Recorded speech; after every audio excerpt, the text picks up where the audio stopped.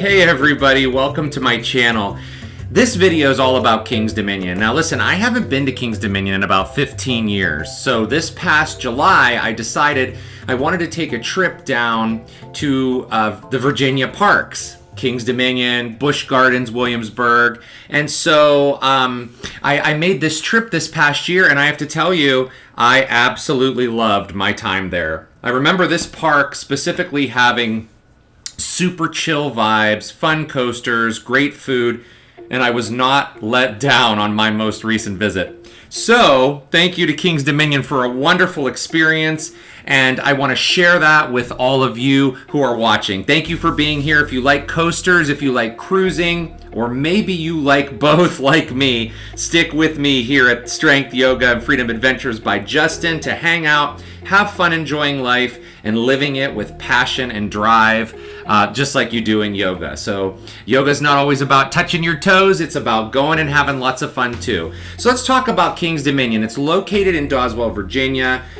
It is part of what we are calling right now the Legacy Cedar Fair Parks, because Cedar Fair and Six Flags were two companies of their own until this past year when there was a merger. So now there is no more Cedar Fair and there is a new Six Flags Entertainment Corporation. So they own quite a bit of property now and quite a bit of parks all around the country and internationally too.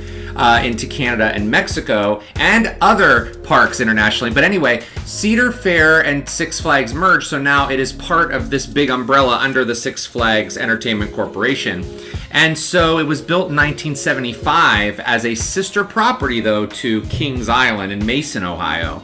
So Kings Island is actually one of my top tier favorite parks that I enjoy visiting several times a year. And I really enjoy it for a lot of the same reasons that I like being at King's Dominion. And Kings Island and King's Dominion to me have a very similar energy, a very similar vibe to them, and I want to talk about that with you today. So let's first talk about park layout. So the park is divided into 6 sections. When you walk in, you're greeted by International Street, and then International Street kind of branches out into other areas. So they have Candy Apple Grove, which is super cute. It also has the singing mushrooms nearby that area there, which I'll have a picture on the screen here for you to see. Those are cool. They're kind of like a King's Dominion staple.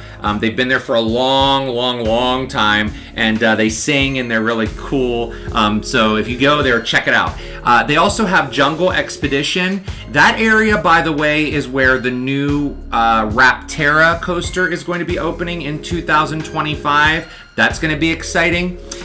They have Old Virginia, they have their kids area, Planet Snoopy, and their water park, Soak City. Now, I did not visit Planet Snoopy on this visit or Soak City, but I have been to Soak City in the last time I was there, and it's an awesome water park, and I know that since I've been there, it has expanded quite a bit. So the next time I get down to King's Dominion, I need to visit Soak City for sure, but if you're a King's Dominion Soak City fan, I can see why. It's a beautiful water park, and I know that the enhancements over the years have made it even cooler since when I've been there. So the park's signature Eiffel Tower was actually down. From my understanding, it was down a lot of this year, if not the whole year, and someone could comment on that in the comments, but I'm pretty sure it was down all year this year for some reason.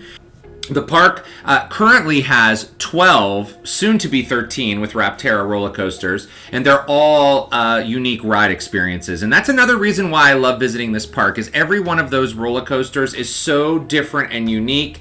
There are a lot of similarities between roller coasters there and Kings Island, but as far as a lot of them and a majority of them, there are a lot of differences, which is super cool. My favorite coasters included the aero looping Anaconda, and yeah, I am a sucker for aero loopers. It's like, I actually love how much I hate them, I think. So that's one of my favorites. Anytime there's an aero looper, I think it's nostalgic for me. I grew up with them, and I love riding them, so they're kind of like a love-hate relationship. Twisted Timbers was incredible, an RMC hybrid coaster. It opened as Hurler when it opened, but I was able to ride Hurler when I visited about 15 years ago, and I gotta tell you, as you can imagine, Twisted Timbers, very suitable, very thrilling replacement. It was so much fun, a lot of fun, a great great RMC. I've been on Steel Vengeance at Cedar Point. I've been on Wildcats Revenge at Hershey Park. This was the third RMC coaster that I've been on, and it was awesome. It was so awesome. And the other one I really enjoyed was the park's wooden coaster. I enjoyed it the last time I visited too. It was Grizzly in the back, kind of hidden in the backwoods. That was really fun. I really enjoyed Grizzly. And of course, we can't leave out Dominator, which is like one of the first roller coasters you see when you pull in. It's kind of in the parking lot there. It holds a special place in my heart, because when it originally opened at the former Six Flags Ohio, Six Flags Worlds of Adventure, and then Geauga Lake, that's a whole nother story of that park. But anyway, when it opened there, that was my home park for growing up for most of my young adult life and into my adult life. So I rode it there until that park closed and they moved it to Kings Dominion. So I was able to ride it again. It was super cool. I'm so glad it found a home there. The ride was super smooth. It was super exciting. It was everything I remembered about it. Extremely nostalgic. I just loved my laps on Dominator while I was there. Now, one of the things that was really surprising about Kings Dominion for me, and I had read this before I went, and I had heard this in the coaster community, was their lack of live entertainment. And I know that a lot of parks have suffered with live entertainment cuts throughout their budgeting, and hopefully as the attendance is continuing to rise at the parks and people are getting out there and returning to the parks, even all these years after 2020 happened, hopefully some things will change and they can bring some live entertainment into this park. Because I have to tell you, I enjoy rides as much as the next theme park enthusiast, but I also really like to take breaks and enjoy the shows. I think people are extremely talented who perform in the live entertainment, and I love to appreciate what they can offer. So there certainly was no live entertainment, and this was the week of July 4th that I was there also, so it was super peak summertime. So I'm really hoping, again, as I just said, that live entertainment returns, especially with this merger, and as the new Six Flags Entertainment is moving forward with their plan of action, because I think that it would really complement this as an already super awesome park. Now, the food on my dining plan, I have the all-season dining plan, and it was absolutely delicious. I had shrimp skewers for lunch. I had barbecued pulled pork for dinner. It was delicious. It was filling. And the portion sizes were absolutely perfect. So the food was delicious. I also snuck in a Cinnabon while I was there, and I love eating a Cinnabon on International Street, whether I'm at Kings Dominion or at Kings Island. It's super fun for me. Now, here's what I do miss from that park. Volcano the Blast coaster. If you've been on Volcano the Blast coaster, most reviews are always positive. The negative to that one was always that ride was constantly going down. So I get it from a maintenance aspect, from a budgeting aspect.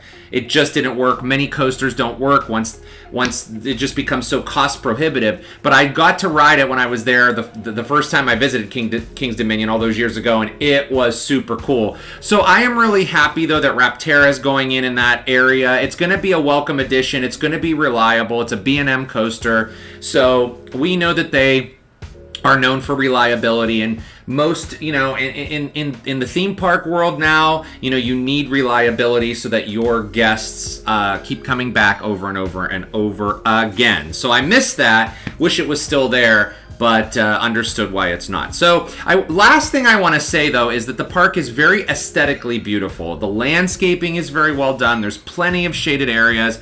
You can tell that the park really takes pride in the work that they put into making everything pleasing to the eye. I think that's very evident there. The park was very immaculately clean. The staff was amazing, kind, professional. They did a great job interacting with the guests. An overall amazing trip. I really had a great time there. I visited for one day. Hopefully this year I can get back down to Kings Dominion. It's one of the parks I love. The vibe, the rides, the food, everything that I've described to you in this video. So thanks again for watching, and thanks again to Kings Dominion for such a wonderful time at the park this summer. And by the way, again, if you want more content, please subscribe, hit the like button, and if you want more yoga related content, you can visit Dragonflow Studios by 330 Reiki. That's where myself and my colleague Tavi talk about inspirational things not related to theme parks or travel and ways to make your life better. So thank you again for watching, and I'll see you on the midways, on board your next cruise ship, or anywhere your adventures take you.